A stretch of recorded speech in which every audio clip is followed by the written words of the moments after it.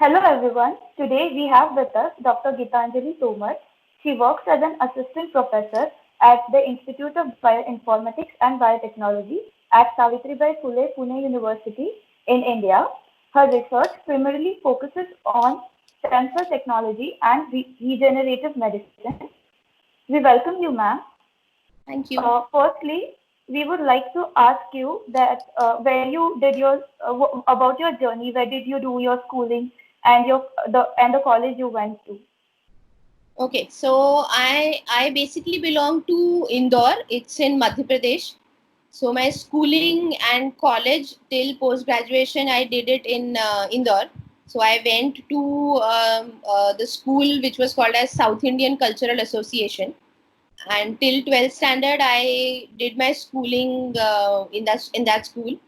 And after that I did my graduation from PMB Gujarati Science College. That too is in Indore.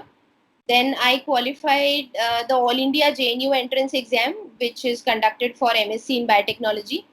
And I got admitted into the School of Biotechnology in DAVV, Devi Ahilya Vishwavidyalaya, Indore. So I did my post graduation from DAVV Indore, and this is how I studied till post graduation. So my graduation was in microbiology as specialization, and post graduation was in biotechnology.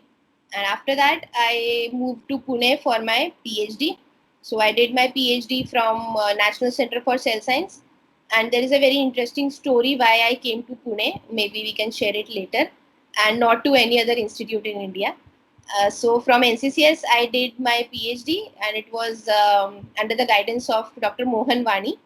I started my PhD in the year 2005, and it took me almost 5 to 6 years to finish it up. So in 2011, I was finally a doctor. Okay, so Ma'am, ma'am, the story which you were referring earlier, we Uh, would like to know it in short. Okay, so when I was doing my MSc, when we were in Indore, we did not have a lot of exposure, because when I moved to Pune, I realized that the students here have a lot of exposure to what they can do and what career options do they have. But in Indore, it was kind of in school, all the students were from Indore. Even in graduation, everybody was from Madhya Pradesh and the nearby areas. It was during post graduation, when I went to School of Biotechnology. I realized that there were people from all over the country, because it's a national level entrance test. And we were a batch of 14 students, and we were all from different parts of the country: Vishakhapatnam, Ranchi, and so all those areas. And at that time I realized that interacting with people provided me a lot of exposure to the way of thinking, the options they have. And so even I started to explore for options of doing PhD outside Indore, because otherwise earlier I had plans that I'll do my MSc and I'll join for PhD here itself, because our department was a well-to-do and a good department, so I was planning to join it there. But then when I started exploring the options, I came to know that there is an entrance exam for PhD, which was conducted by CSIR and UGC. And I got to fill up the form for that, appear for the entrance, and I was lucky enough to qualify for it in the first attempt. And once I did that, I went to different places. I went to CDRI, I went to IISc for interviews. And luckily, I got selected at almost all the places I went for the interview. But then, uh, why I came to Pune? Because my mother felt that Pune and Indore ka direct connectivity hai. Because there is no direct bus or train from Bangalore to Indore. There is no direct bus or train from Lucknow to Indore. But there was a direct bus which reaches from Pune to Indore overnight journey. And so she allowed me to join in Pune. And basically, since I am a Maharashtrian, she felt Pune would be a better place for me to go and study and maybe settle down in future. Earlier, we had no such plans, but this was the thought process for behind joining in Pune for my PhD. But luckily, NCCS was a good institute, and my mentor was a good human being. But this is how I decided that, or rather, my mother decided whether I would do my PhD. Okay, ma'am. Okay, ma'am. So, was becoming a scientist your goal right from the beginning, or you figured it out in the later years of your education? Not from the beginning exactly, but yes, the maybe you can say we usually say uh, that people who are inquisitive, who are always asking questions, who are always behind the things, are destined to become scientists. So there was an instance when I was just telling it to my son that day. I was in fifth standard, and we were allowed to write with ink pen. My son has now entered into fifth standard, so even he has started using pen. And so I started telling him this story that when I first used the pen, it used to be an ink pen and it used to have a nib, and we used to get it refilled every time with ink, and for that we had to go to the grocery shop. The grocery shop owner usually used to have that ink bottle. So after 2 to 3 days jab ink khatam ho jata tha, we used to go to the grocery shop, and that person used to fill it up. He used to open the pen, he used to fill up the ink into the pen, and we used to get it back. And then when I was in seventh standard, my father gifted me a Chinese ink pen which had a very fine nib. And at that time, it was just an observation. I observed that there was a difference in the consistency of blue ink and red ink, and the red ink was quite less viscous as compared to the blue one. And it made me think about it, and I went to the library and I went to find out the books about the composition of the blue ink, what goes into making that ink. And then I figured out why blue ink is different in consistency than red ink. And then I went into the journey of how indigo is made, how indigo farming is, because blue ink has indigo color dye into it. So then how indigo farming is done in India. Then during the British time, what were the problems with indigo farming, and what else. So probably I never planned it that way, but my brain always went into the things which surprised me and which called me for something. But basically I wanted to be a medical practitioner. I tried for it hard, but I was not lucky enough to get through the entrance exam anytime. And this is how it went. But it was not a plan to be a scientist from the beginning, because when we were younger, we always thought that scientists are like Einstein or Newton. We never thought that we could be a scientist. So it was never Okay, a ma'am. So, ma'am, we can say that you had that instinct from the beginning, but you Yes, figured it correct. out I later. realized it now that I already had it from the beginning. Yes, ma'am. Yes, ma'am. Would like to know more about your current work. Okay. So basically, my current work is inspired by what I did in my PhD. So during my PhD, I focused on identifying and isolating stem cells from different sources, and then I compared which source is better and why, and all those stuff. But then later, I thought that just identification and characterization is not enough. Even the implementation for therapeutic purposes is important, and that is what we are now focusing. Me and my team are now focusing on finding out the therapeutic strategies that we can design using these stem cells. So if we wish to administer these stem cells for any kind of therapeutics, we need to administer them into the organ or tissue in the human body, and we cannot just administer these stem cells. We need to incorporate them with some biomaterials, which we usually called as scaffolds. So we are now focusing on developing such biomaterials which are biocompatible and which can degrade in the body over a period of time, so that the indigenous tissue can grow. um, and we are now focusing on bone tissues, regeneration of bone tissues. So we develop animal models for diseases like osteoporosis, rheumatoid arthritis, and currently we are trying to develop an animal model for the injury to the vertebrae. So vertebral injuries, multiple fractures, and all those kind of animal models we are trying to develop. And once those models are developed, we administer the scaffold along with stem cells in these injury sites, and we look for the regeneration.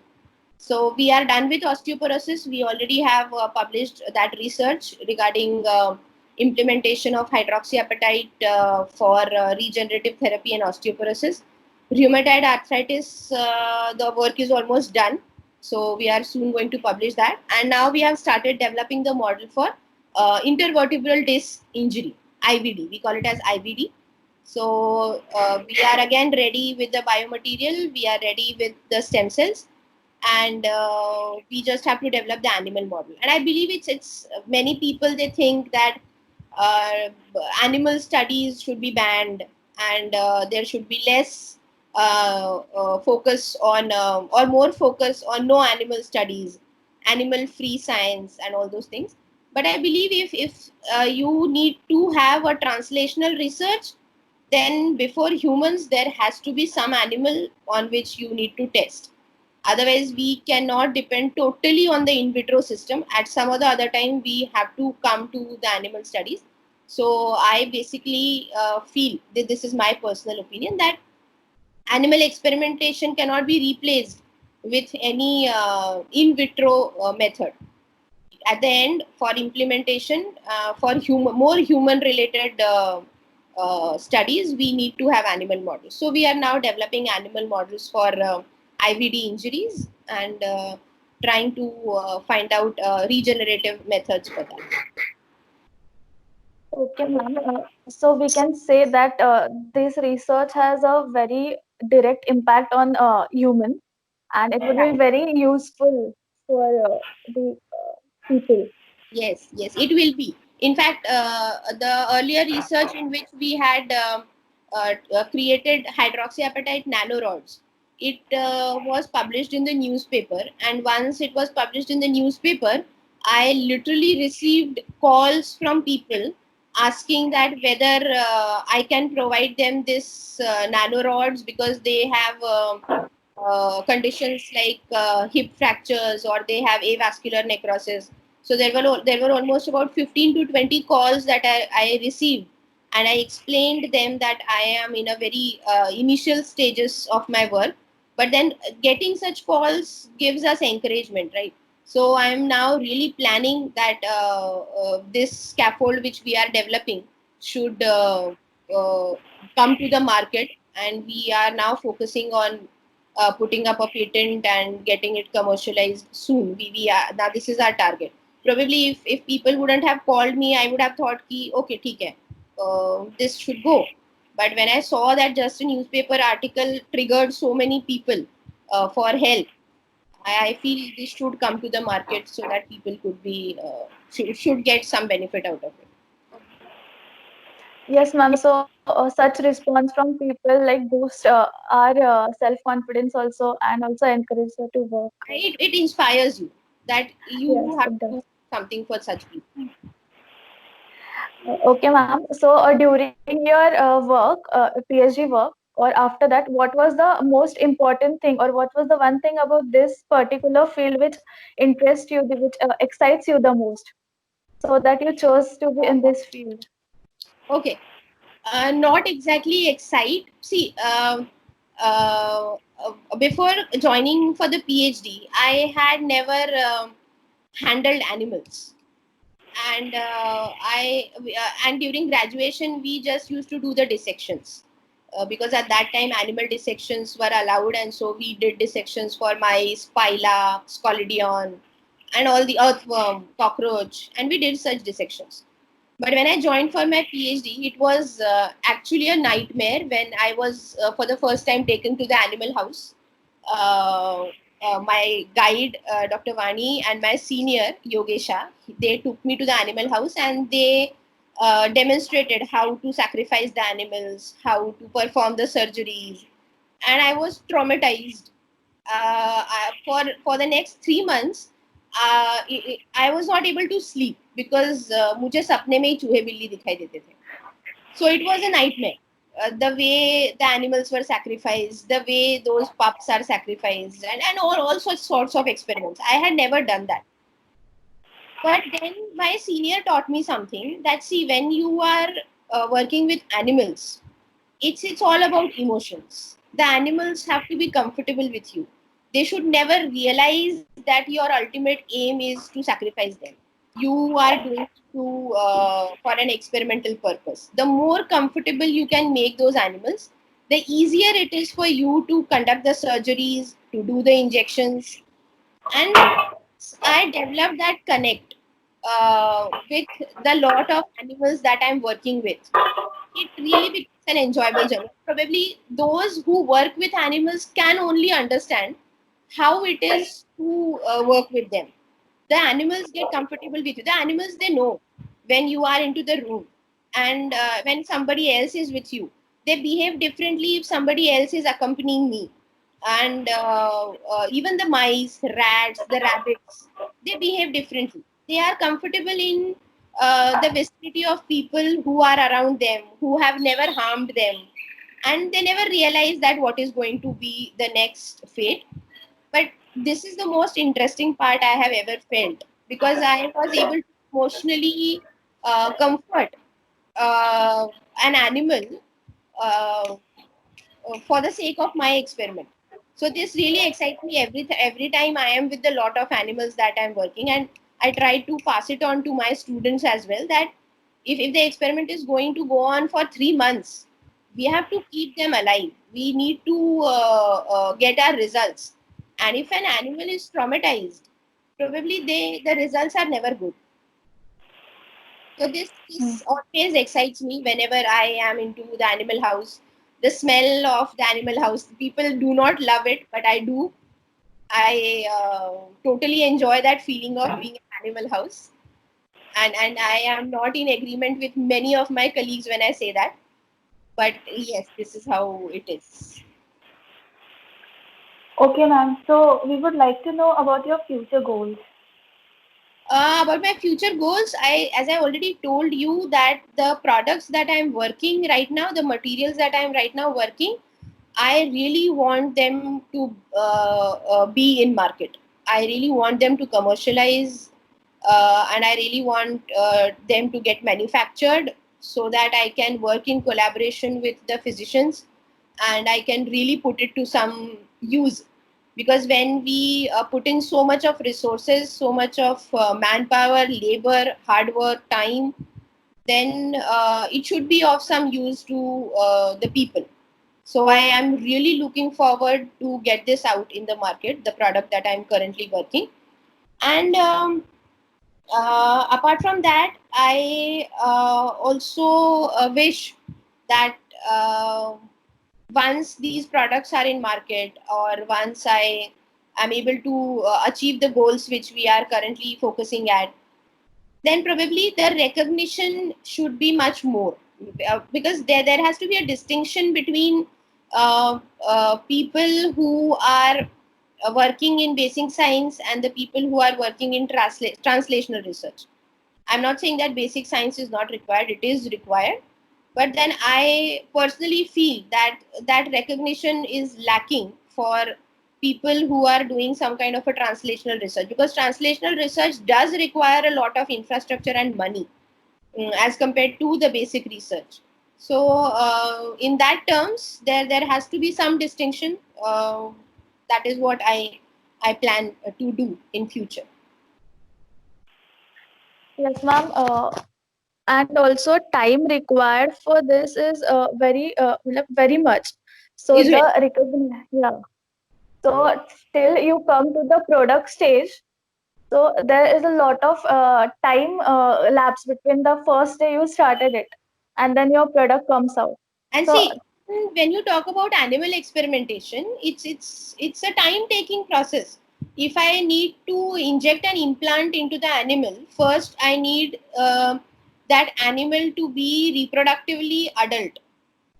Only then I can start the experiments. Once I start the experiment, then it takes about 80 to 90 days for the experiment to get completed. And during that time, many of the animals, they die. They are not able to survive the trauma of surgery. And sometimes there is complete experimental failure. And this requires a lot of money and resources into it. So the time is huge. The time is huge. And so I guess, but yes, I do expect some better recognition for translational research.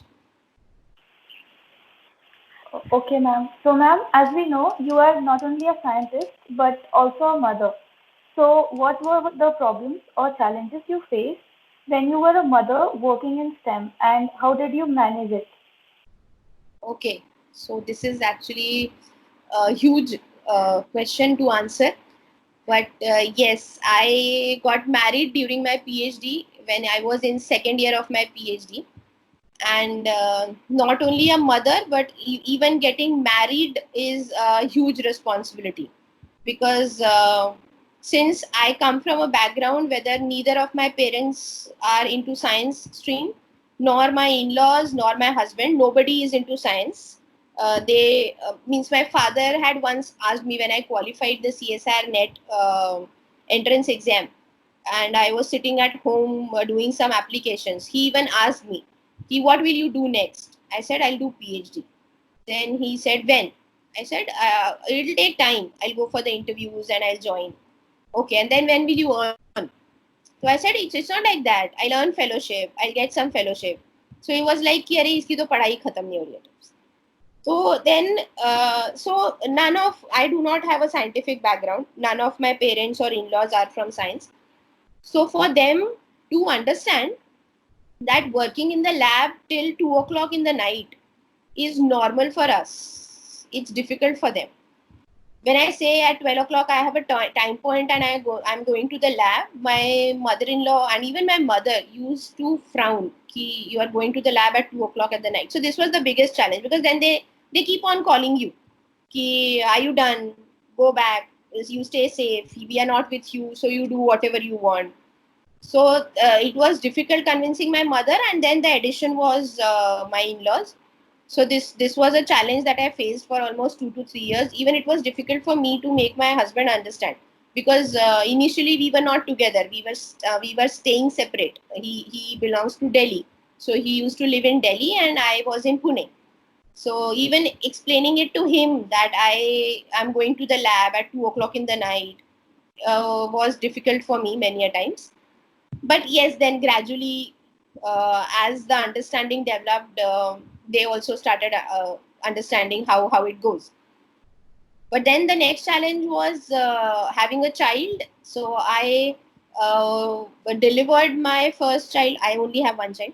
So I delivered my child when I was at the end of my PhD, and the thesis was still not done, and a few of the experiments were still to be done. But then I made, and during that time when I was doing PhD, it was not a trend to get married and to have kids during the PhD. Means when I used to say that I'm getting married, so there were many oh wow, PhD mein. So then I was like, yes, it's a part of life. This should go on. Why should my life stop because I'm doing a PhD? And even then, I had my first child during the PhD. So there were many questions. She'll not be able to finish it up. She'll not be able to manage. But then I had a very supportive husband, and we used to manage. I used to go to the lab at 7 o'clock in the morning. I used to work till 12 o'clock in the afternoon. Then I used to come back. Then my husband used to go at 12 o'clock in the afternoon. He used to come back at 6 o'clock in the evening. And then at 6 o'clock, I used to go back to the lab and work till 12 o'clock at night and come back. So this is how the remaining experiments got finished, and I did my thesis as well. And this was for 6 or 7 months. We did this rotation, and till I got my PhD viva, my son was already 1.5 years old, because again the thesis took time with the reviewers, and so till that time I was with him going to lab for some time. But I never made it a point to take him to the lab again and again, because I just want I do not want him to get forced into any of the things. So I was at home for a year or so with my child, and during that time, I felt that I have forgotten everything, whatever I've done during my PhD. I won't be able to recall all the scientific experiments, all the protocol. But then once my PhD Viva was done, I started the applications and I joined IBB, Institute of Bioinformatics and Biotechnology, as a research associate. And to be very honest, the reason for joining IBB initially as a research associate was flexibility of time. And this is what a working mother needs. None of the women, they want to be lenient with their work. They never are. But if they are given flexibility with time, they get a peace of mind. They won't run away at 2 or 3 o'clock. But if you tell them that you can go if you want, that gives them a peace of mind and a comfort. So if the same was the case at IBB, the then director, Professor Chopde, he told me ki your child is. I discussed the problem with him that I have a young child. I drop him to the daycare and then I come to the department. So in between, if I'm allowed to go for half an hour and just check whether he's okay, had his food or not, and he was okay with that. So I used to go just once a day for half an hour, just to check whether my child had the food or not. Because at that time he was just 2 years old. So I used to go and I used to come back and I used to work till 6 o'clock in the evening. So what I felt, what was more important is to provide that comfort, is to provide support that it's okay if you want to go, it's okay if you face some problem and if you have to leave in emergency. And that was a great support. But then as my child started growing up, there were problems. I There were holidays for the daycare, there were school holidays and a lot of problems. So many a times I had to carry my son with me to the department, and I cannot forget a time when he fell down so badly that he all his jawbone got fractured. And then I rushed him to the hospital, and I just then kept blaming myself that it's because of me that I carry him to the department and all those things. But then it's a part of being a mother, or it's a part of parenting. But I was lucky that he fell in front of me, so that I was there to take him to the doctor. If he would have fallen in the daycare, then probably I would have been late to reach him. So I just tried to find out the positive out of it, that he was there, I was there, and I was there for him at that time. So there are a lot of challenges, they will remain. The challenges will be there. They are still there. I bring my son to the department many a times on Saturdays because the daycare is not open. And I received some dirty looks from people about bringing him to the department. But then that's up to me. I do not pay much of the attention to all these things because I know the priorities. So there are many Okay. challenges. We will stay. So, ma'am, as you said in the beginning, that it was difficult for you to kind of convince your mother that sometimes you have to stay late at the lab. So, we have many viewers who are now in their PhD. So, what message would you like to give them to how would they convince their parents? Because this problem is still, people are still facing this problem. Yeah, see, it was easier for me to work late nights because I stayed in the campus. So I still know that I had many students, girl students who have worked with me, and then a guide expects, or many a times even the students plan their experiments in a way that they have to stay till late. In that case, it's all about how well do you talk to your parents. It doesn't develop overnight. It has to be developed eventually over a period of time. So you need to talk to them, you need to explain them how the things work, because they might not understand what is a time point. So you have to take out some time, look for a good opportunity when they are in a mood to listen, and then explain them that this is the experiment that we are planning and I cannot control the rate at which bacteria will grow. or I cannot control the rate at which cells will grow, and I have set up a time point. If I set it up like, they might give you suggestions, set it up like that, the time comes in during the daytime. Your time points fall in the daytime. But then you have to explain that we work on a 24-hour clock. And if I have set up the experiment with time points as 6 hours, 12 hours, 18 hours, 24 hours, then at some time 18 hours will come at 12 o'clock in the night or 3 o'clock in the night. So probably for that day, can I stay in the hostel? I'll stay in the hostel, I'll come back in the hostel. This is how it can be done. Because if you stay far apart from your workplace, then coming to the lab at night and then going back is difficult. Many of people, they choose to stay in the lab till 3 o'clock. But then after 3 o'clock, going back home is again a concern for the parents. So it's better to stay in the hostel for that day. And since I'm also the hostel in charge, I know that such things can be done. Many of the students, they do this. They stay in the hostel for the days when they have the experiments running as per their time points. So you need to convince them, you need to explain them how the experiments work, and you need to build that trust. And since we are grown-ups, we can do that. It's not always good to expect our parents to understand us. Even sometimes we need to empathize. I was also doing my MSc project, and even I used to think the same. But now, since I'm on the other side of the table, I'm able to empathize with them, and I'm able to probably share both sides of the stories, that how it goes and what mistakes I did and why I was not able to convince, and then what I did so that they got convinced. But yes, this will continue. Okay, ma'am. And you said that you at times bring your child to the institute where you work. So how was your colleagues' response to that? Were they supportive? See, I do not expect anybody to support me in that, because it's my call and it's their way of thinking. I have a situation where I cannot leave my son at home. The daycare is closed, so I have no option, and I bring him in. When I bring him in, I make sure that he is carrying all his stuff for playing and for studying and for drawing and everything, so that he doesn't disturb anybody. Um, but yes, even sometimes the people might think that the kids should not be brought to the office. But then otherwise, there is no option at all. We have a creche in the university which is already full, and the waiting list is so high. And again, for children above the age of 8 years, the waiting list is again longer. So an 8-year child, I feel, cannot be left alone at home. And therefore, these are some problems which working mothers mostly face.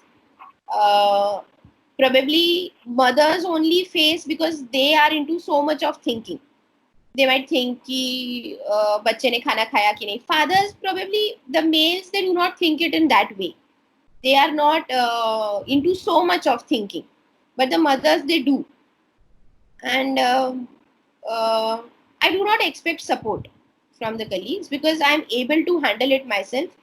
Over the years, I have developed that understanding how to handle my child when he's in office and how to take care of him.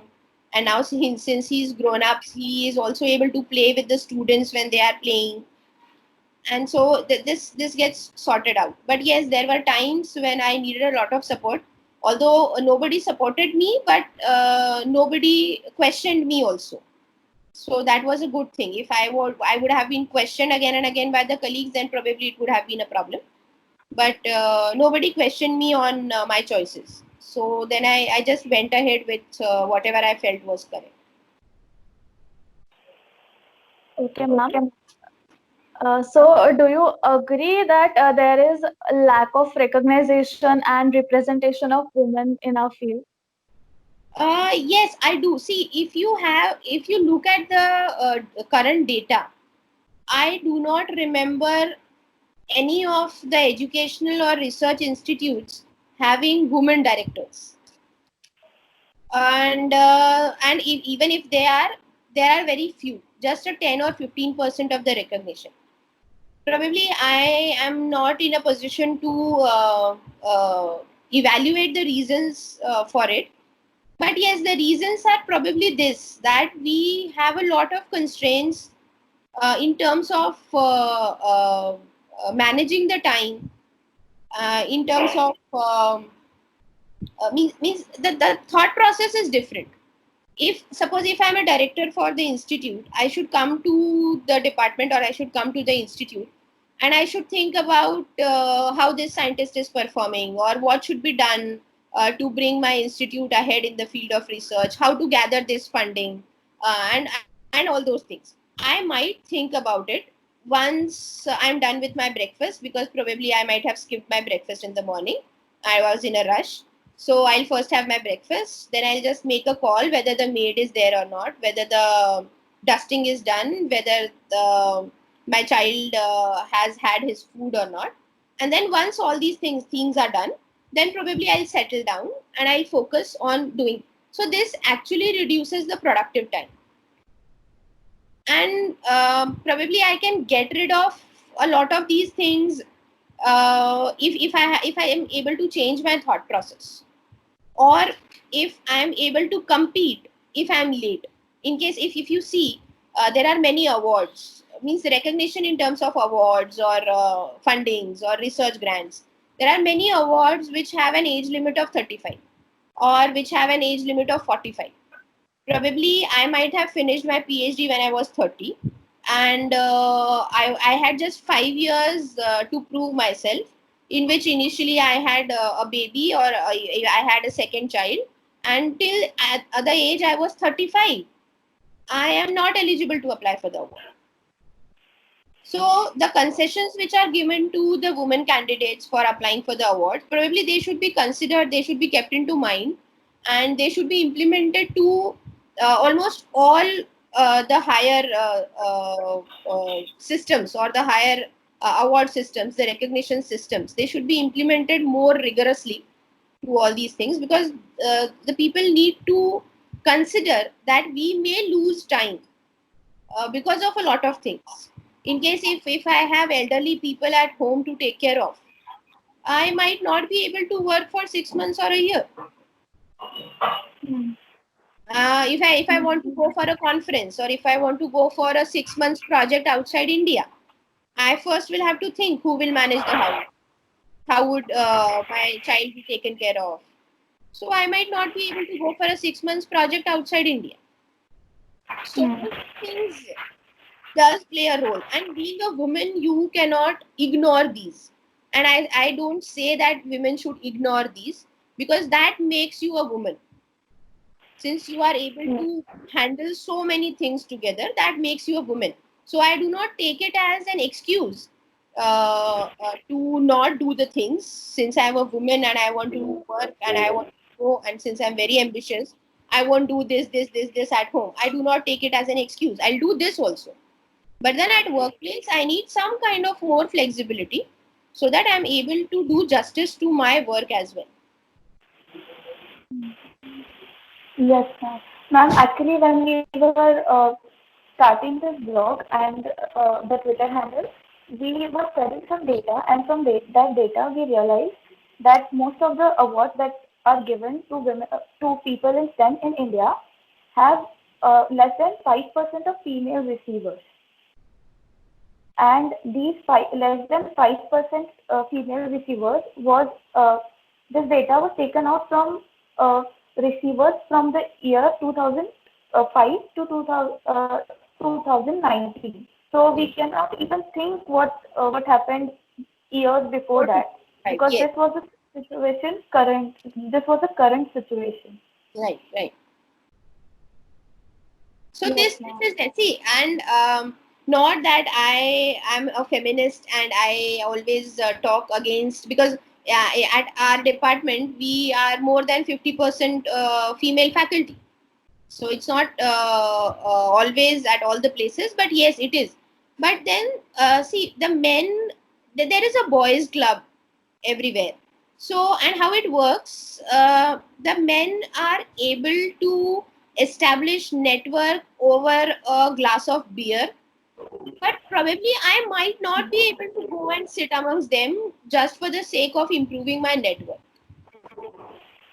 And this is just an example, but this is how the things matter. I might not be able to go out with them more frequently to do activities which improve their networking skills. I have my limitations. Probably I need to come back home at 6 o'clock. I need to see whether my child has done the homework or not, or the next day he has his exams, or anything of that sort. I cannot sit with them till 8 or 9 or 10 just over a cup of coffee or just over the dinner table, and I might lose my opportunities of networking. So, and therefore, these boys' clubs do exist. Many females would agree to it that it does exist, and and it's not like that amongst the female we do so. We are not able to do that also, because then we have the responsibilities going back home. And somehow the society that we live in, it's not only in India, it's everywhere. The society that we live in, if I say that I'll come home at 11, everybody frowns. Oh, फिर dinner का क्या होगा? It's like they can't have dinner without me. It's not like that. But still remains. And then once it is said, probably it doesn't affect a male so much, but it affects a female. She'll feel guilty. Oh, I did not have dinner with my family today. It's just one day. Yes. It's not process. Yes, ma'am. As you said, that it won't affect men that much as much as it affects women. Because since a girl is born, no matter how ambitious she is also told that you have to manage your family. You have to like cook for them. So nowadays, the scenario is like we are trying to change it. That it's okay that if one day a woman takes a day off from her like family and her household work, and men can contribute towards that. So that is really important thing, I guess, right now, that a woman's career is also as important as a man's career. Yes. So that is the most important thing, I guess, right One now. of the most ridiculous things that I heard, I always thought that I'm very progressive. I'm not affected by all these traditional kind of thought processes. But then once when I delivered my child, and I was at home for a year, and I used to get frustrated taking care of the child the whole day. It's frustrating because you're not able to do anything. You're not able to sleep even for half an hour because the child is always after you. And I was just talking to one of my friends, and I told her that it's very frustrating. My career is getting ruined. I'm not doing anything. And then she said that aren't females supposed to do all these things? It's okay to take a year's break. But then the question is it okay if a man takes a break for a year? That is counted as a career break. But it was okay for me to take a year's break. I agree that there are some schemes which are made for women with a career break. But then such schemes are so limited. If I'm 30 and if I'm just a PhD because I had 2 kids and I'm not able to continue my research, I have lost half of the options. Yes, ma'am. So this Ma'am, is what is required. Probably the policies need to be revised more rigorously, implemented to a broader area.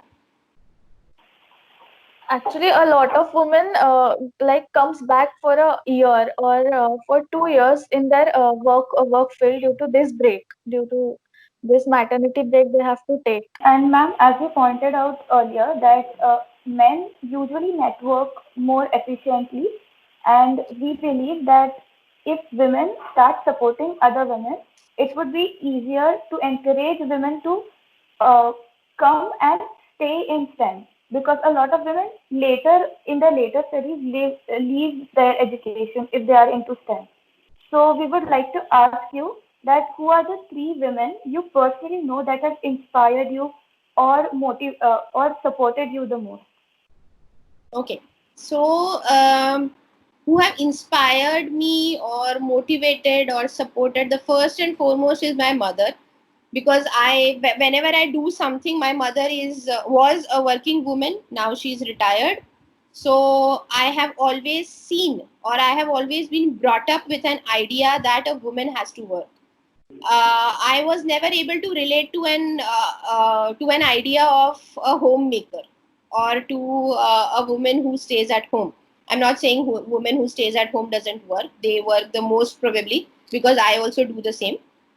But my idea was always getting up at 5 o'clock in the morning, doing all the household tasks, going to the office from 10 to 6, coming back, doing the household tasks. So whenever I cook, whenever I speak, whenever I talk to people, whenever I think, it's always my mother at the back of my mind. Because I have always cherished her, the way she used to speak, the way she used to think. Her thought process has inspired me a lot. I always try to be like her, and I always try to manage things like she did. She managed 3 kids. We are 3 siblings. So she managed 3 kids. And with my father being always out of the city, because my father was working in a bank, my mother was also working in a bank. So my father took the promotions, and sometimes he was posted to Bhopal, sometimes he was posted to Tajpur. So for 3 years he was posted outside the city, and every 2 years he was again posted somewhere else. So he used to be there with us for a less time. Then managing the kids, our schools and everything, she did not opted for promotions, because again, if she opts for promotion, that even she'll be posted outside the city, and only one of the spouses can do that. So my father took the promotions. He went outside, and then he got an opportunity to be the branch manager, the senior manager, general manager, and he retired as the general manager.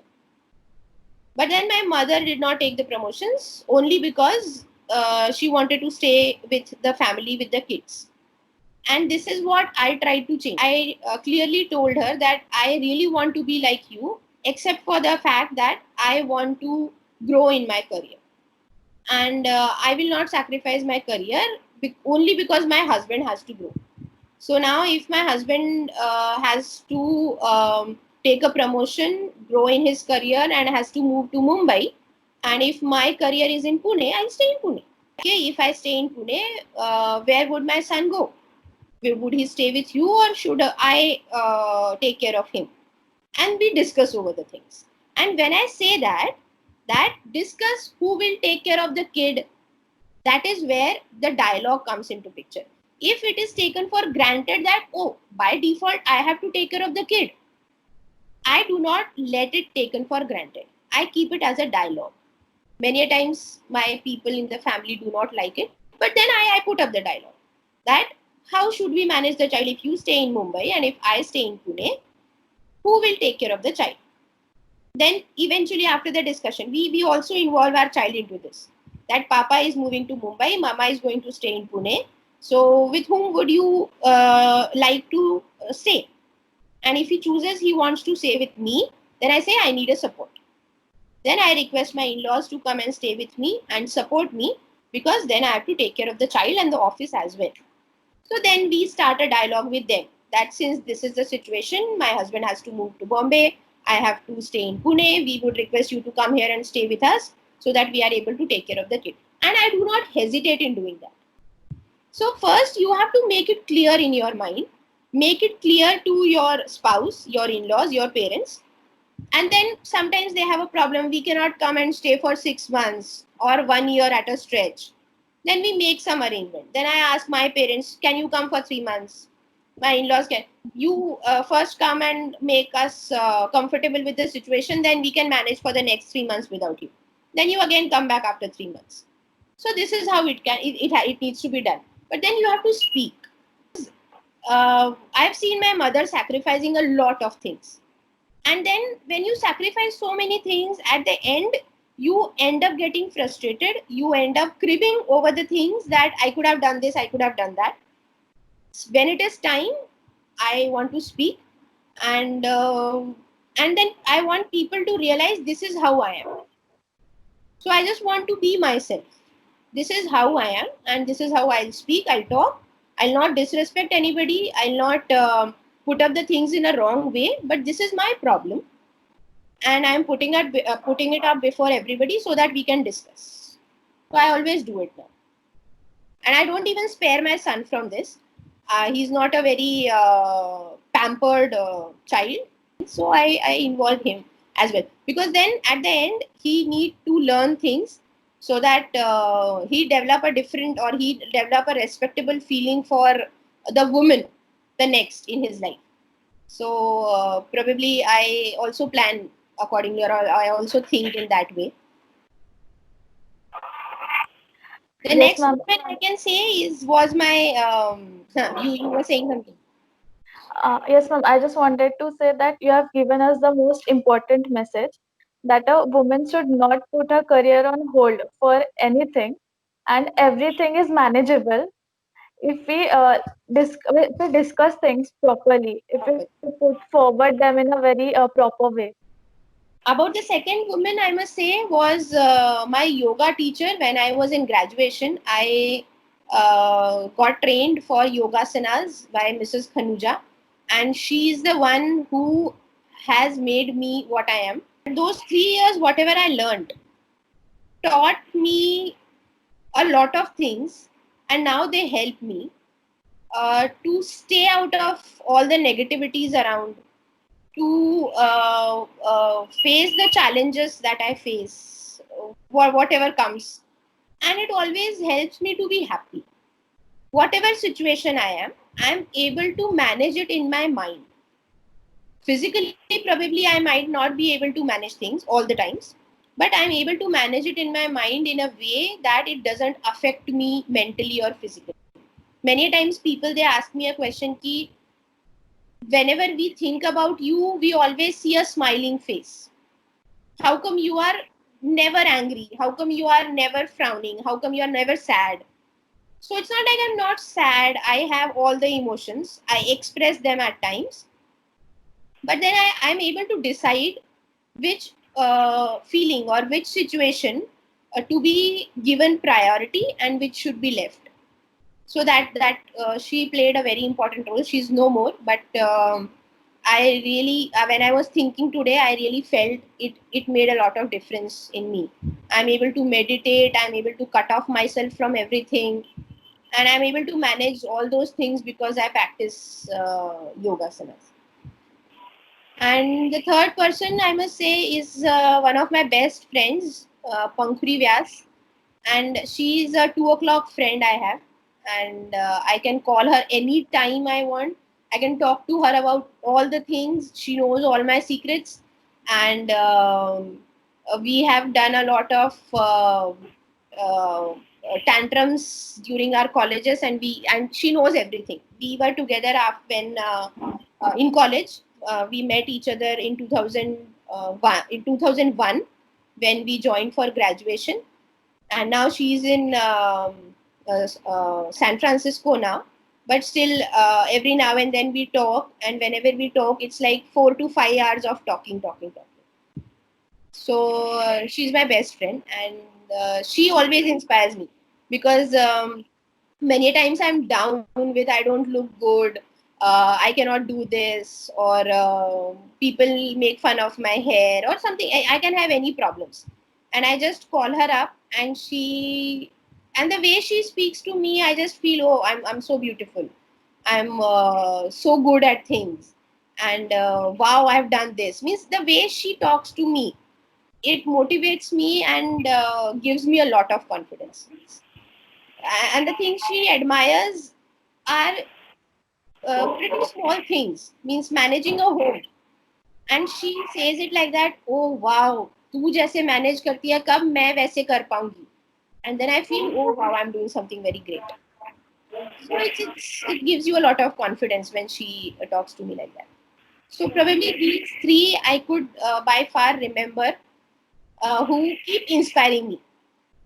Means they are not just inspired, but every day I get inspired and motivated because of them. Yes, ma'am. This is also the thing about you that you always take the positive things from people. So it helps us a lot in It a way. helps. And that is why I believe that there is a very wrong thinking that women cannot be best friends. They always have some insecurity. Yeah. They are always jealous of each other, or they cannot get along well for a long time. It's not like that. And there are very few films being made on women friends, whereas there is a Yes. boys club of men's best friend, and nobody thinks about women being friends, but they are. Not every woman is jealous of the other, and probably we should now learn to stand for each other. Ma'am, so lastly, we would what message would you give to our aspiring scientists, especially the girls, the young girls who dream to be in STEM? What would be your message to them? um See, the girls who want to go in science and technology first should be very clear whether they have it in them. For that matter, any one of, not just the females, even the boys should know. Not just because everybody is entering into science, you also have to enter into science. You could be good at many things. You just have to identify what you are good at. Once you have identified that you are good at this, then do not stop. The things will fall into place. You have to make your own rules. You need not follow the traditions which have been already set up. You may face hindrances, you may face criticism in the initial phases, but eventually everything will fade away and you will see that you are in a very comfortable position.